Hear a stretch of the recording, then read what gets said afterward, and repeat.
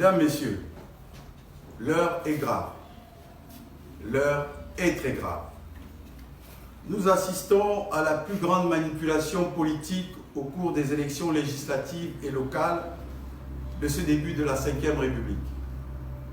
Une véritable escroquerie politique sur fond de trafic d'influence d'un candidat en panique,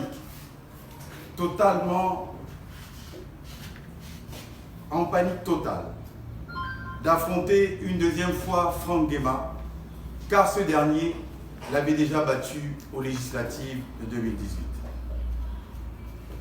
Sous des arguties de vertu démocratique se cache le vice, l'erreur et l'aveuglement d'un candidat, tel un pontife qui veut choisir son adversaire du deuxième tour des élections législatives, plus à sa portée, pour atteindre une ambition politique inespérée depuis des années.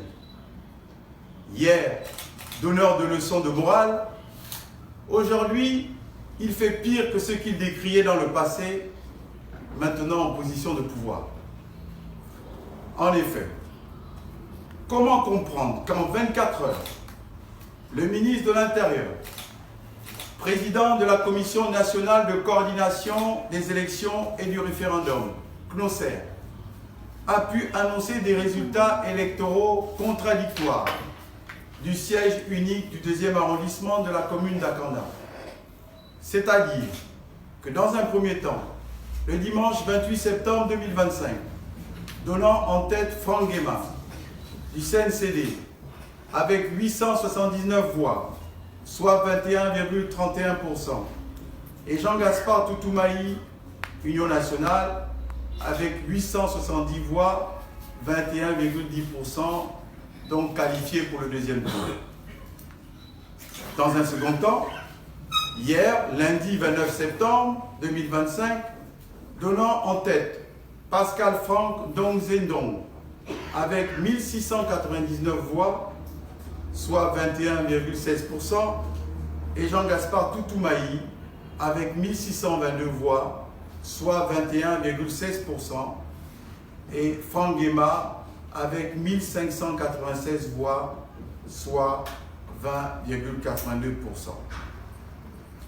Comment comprendre que la validation des résultats électoraux de la dite élection issue du dépouillement des urnes s'effectue au sein de la commission électorale locale du 2e arrondissement d'Akanda, qui assure la gestion des opérations électorales, article 19 du Code électoral, effectue un recomptage fastidieux et long des bulletins de vote des urnes et contrôle les procès-verbaux des 54 bureaux de vote en présence des membres de son bureau, de tous les scrutateurs des 54 bureaux de vote et des 11 représentants des candidats.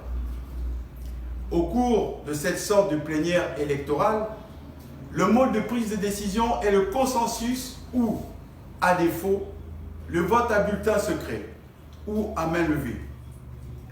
Ainsi, les procès-verbaux et divers documents sont signés par l'ensemble des membres de la commission et affichés.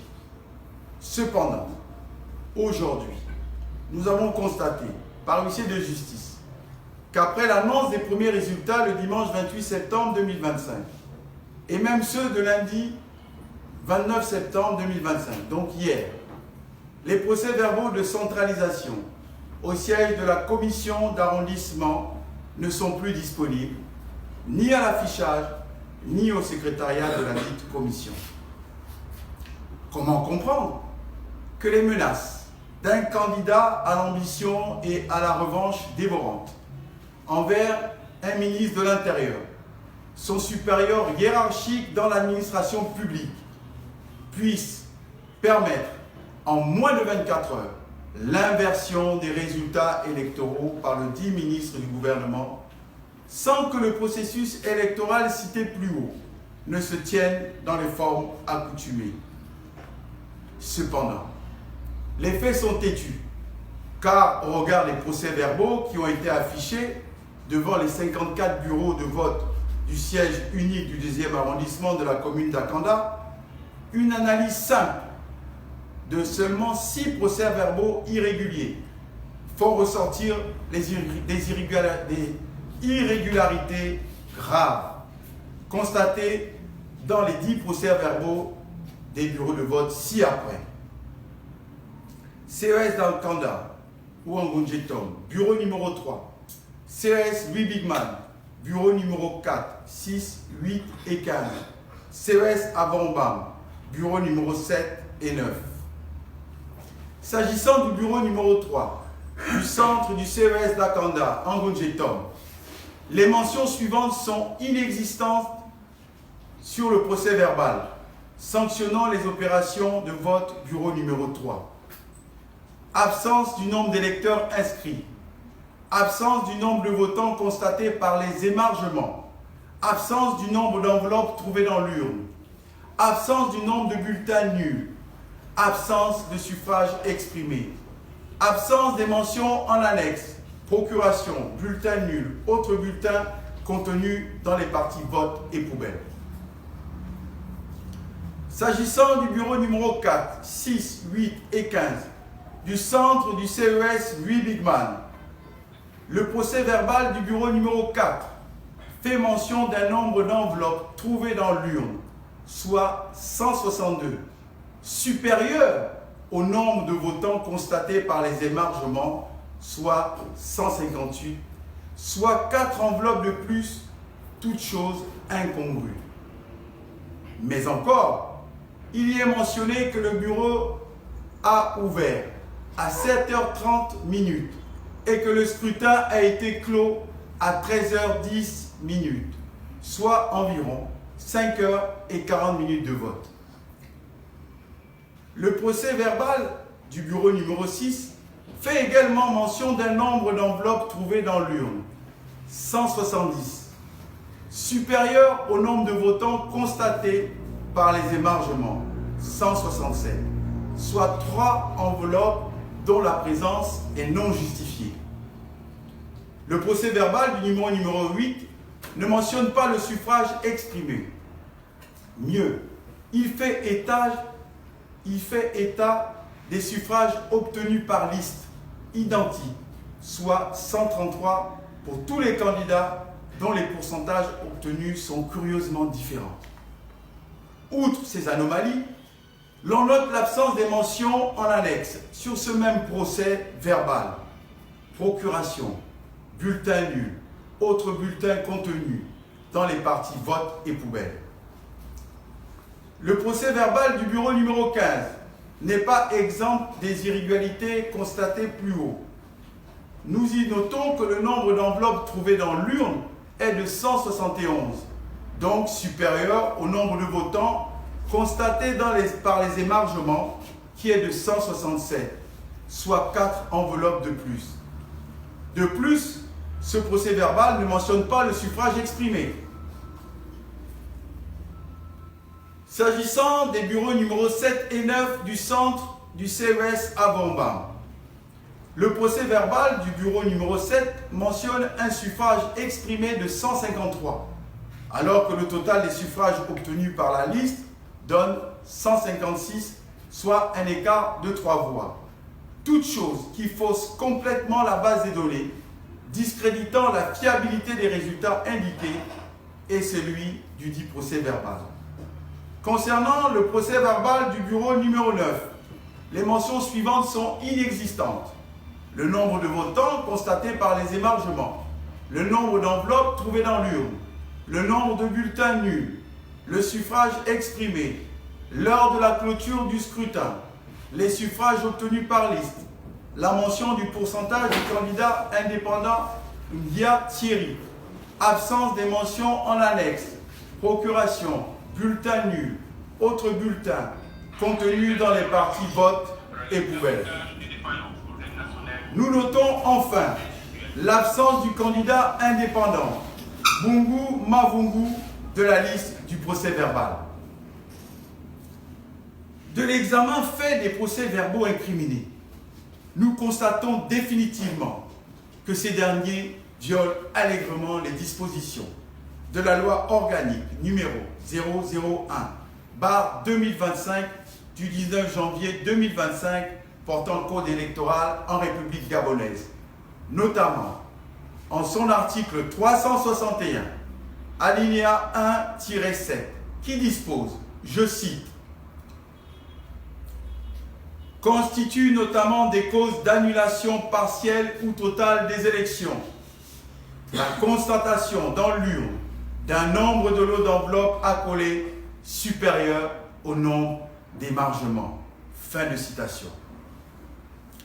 Ainsi, la confrontation des 6 procès-verbaux irréguliers dans la deuxième annonce des résultats électoraux par le ministre de l'Intérieur donne les chiffres suivants. Monsieur Moussunda, qui a obtenu 154 voix. Nombre d'inscrits, autant pour moi, nombre d'inscrits 25 855. Bulletin blanc ou nul 369. Suffrage exprimé 8034. Donc, par rapport à M. Moussunda, obtenu 154 voix. Par rapport aux 6 procès-verbaux irréguliers, il obtiendrait 139 voix. M. Nguema Franck, CNC2, il aurait obtenu 1596 voix. Moins les 6 procès-verbaux incriminés, il serait à 1489 voix, soit 22,6%. Sino Chantal, PDG, aurait obtenu 629 voix. Moins les 6 procès-verbaux incriminés, elle serait à 515 voix, 7,8%. Diengui, épouse Bélec, a obtenu 219 voix. Moins les 6 procès-verbaux incriminés serait à 186 voix, soit 2,8%. Dongze Pascal aurait obtenu 1699 voix, moins les 7 procès-verbaux incriminés, 1444 voix, soit 21,9%. Monsieur Mbazogué Jean-Martin, 106 voix, moins les 7 procès-verbaux incriminés, il aurait 95 voix, soit 1,4%. Monsieur Toutoumaï Jean-Gaspard, 1622, moins les 7 procès-verbaux incriminés, il aurait 1364 voix, soit 20,7%. Monsieur Bungu Obuma Zougou, il aurait eu 208 voix, moins les 7 procès-verbaux incriminés, il aurait 179 voix, soit 2,7%. Monsieur Dagrassa Chitembo, qui aurait eu 266 voix, moins les 7 procès-verbaux incriminés, aurait 218 voix, soit 3,3%. Monsieur Ndia Thierry, qui aurait obtenu 432 voix, moins les 7 procès-verbaux incriminés, aurait 379 voix, soit 5,7%.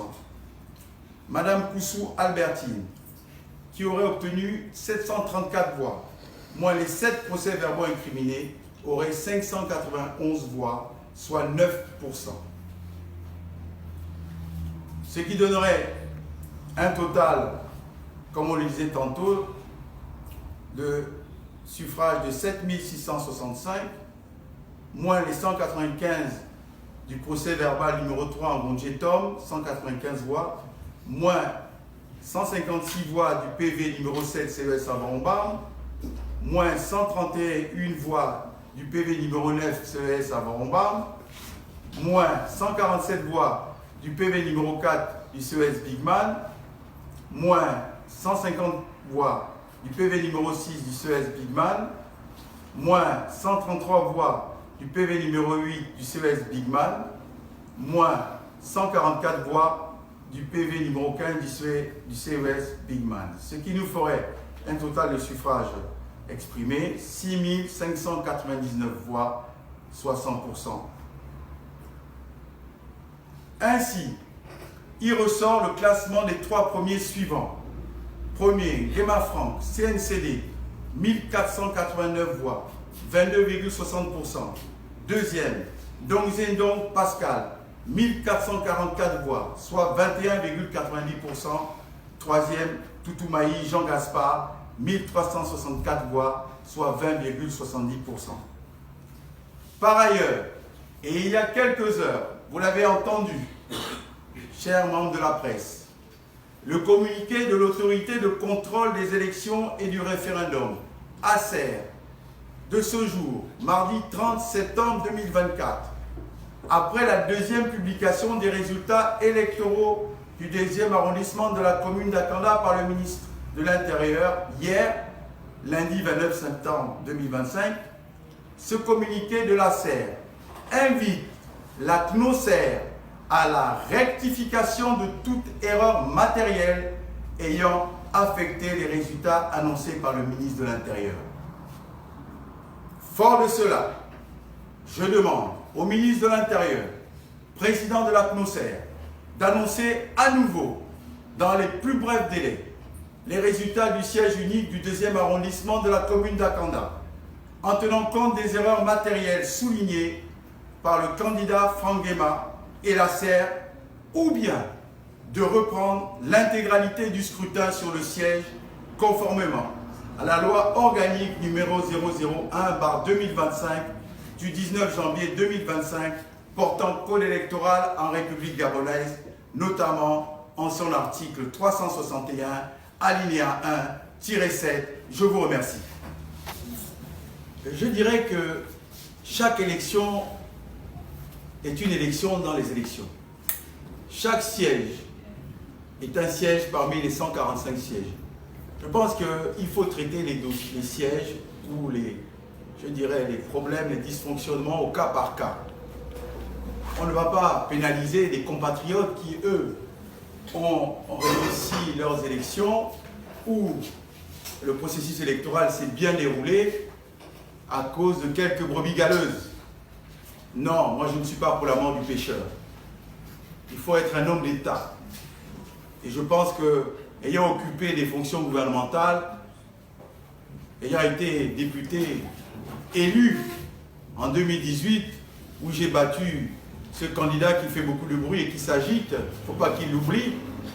Je l'ai battu, j'étais candidat indépendant et je l'ai bien battu. Je pense que sa grande peur, c'est de revivre la même chose. Et sous les arguties de grands démocrates, eh bien, il se prend pour un pontife qui pense qu'il peut donner des leçons de morale. Je le laisse avec sa conscience. C'est un frère en plus, et que j'aime beaucoup.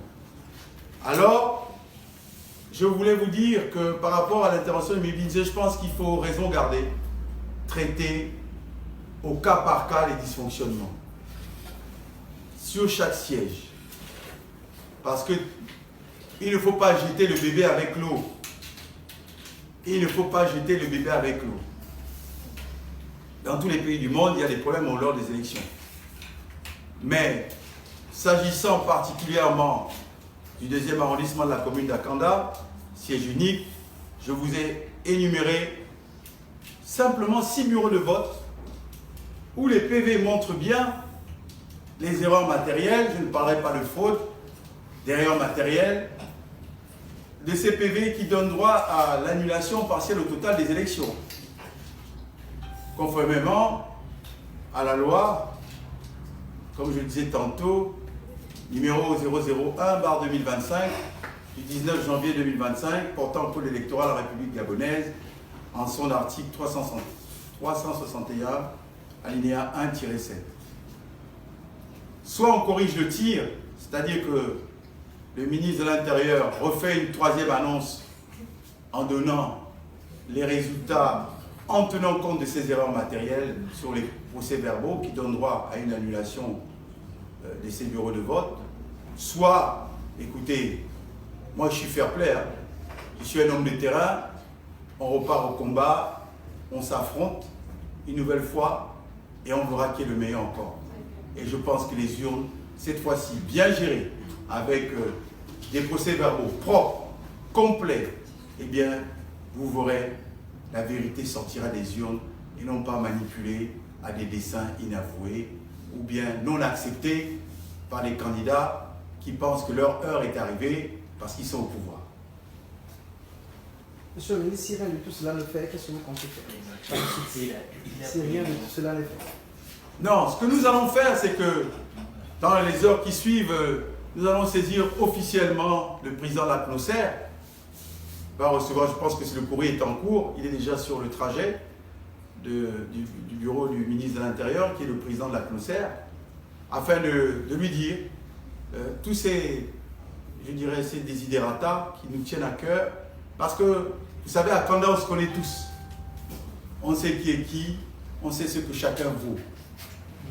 Il ne faut pas qu'on se leurre ici. Si vous allez sur le terrain, vous saurez qui est le député d'Akanda, pour la majorité des Akandais. Il ne faut pas penser qu'on vit sur une planète extraterrestre. Les Akandais savent. Et si vous regardez bien, il n'y a pas de ferveur dans les quartiers d'Akanda. Faites le tour des quartiers d'Akanda. Il n'y a aucune ferveur à la suite encore de l'annonce des résultats une deuxième fois par le ministre de l'Intérieur. Cela est révélateur de la froideur avec laquelle les Akandais ont pris ces résultats. Mais je demande aux Akandais et aux Akandaises de rester sereins. La vérité triomphera. Nous sommes dans un état de droit. J'ai confiance au président Oligui qui, au vu des arguties que je viens de donner, parce qu'il est aussi chef du gouvernement, eh bien, saura bien évidemment demander à ses collaborateurs de faire le nécessaire. Parce que nous sommes à la 5e République. Il n'est pas interdit de se tromper. Il n'est pas interdit de se tromper. Mais persévérer dans l'erreur est diabolique. Et nous devons corriger cela. Ma foi, voici d'abord ma première étape, c'est d'interpeller à nouveau le président de la CNOSER. Voilà. C'est vrai que j'avais annoncé que j'allais faire un recours à la Cour constitutionnelle. Mais à bien réfléchir et sous les conseils des anciens, sous les conseils d'amis proches, de conseillers Molinan, attendons d'abord, interpellons le président de la CNOSER, qui est le ministre de l'Intérieur, attendons de voir. S'il a pu le faire 2 fois, il n'y a jamais 203.